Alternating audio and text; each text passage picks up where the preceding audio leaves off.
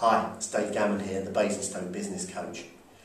If you want your customers to get consistently good service, it's important that you agree with your team what the rules of the game are, i.e. how they serve customers, what they say, what they don't say, what they offer, what they don't offer.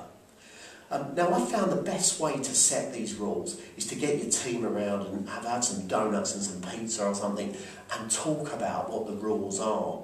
And a good way of doing that is to look at the whole customer journey from the moment the customer phones up to make an appointment or walks in or contacts you through to completing the sale or what happens after that.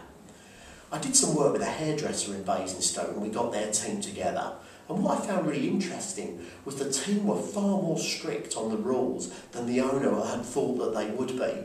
One of the things particular was about whether they should wear uniforms or at least something that makes them separate from the customer. The owner thought they would never buy that, wearing uniforms, but that's what they all agreed they wanted. Something about the rules of the game though. When you're playing a game of sport, in this case football, if the ball goes out of play and crosses that line, the ball's out of play and there's a throw into the opposition team. That's what I would call a tight rule. It's not negotiable. There's not sometimes when it goes out that rule doesn't apply. But then within the context of playing the game of football, the team, the actual flow of how they play the game will be contextual to what's going on and how the opposition are playing. So it's a slightly more flexible rule that's engaged at that point. So what I would call a loose rule. So when you're setting the rules of the game with the team, be clear about whether the rule is a tight rule or a loose rule.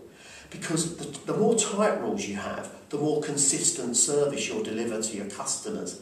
But you don't want the rules to be so tight that people can't demonstrate individuality or can't be flexible when a customer requirement demands it.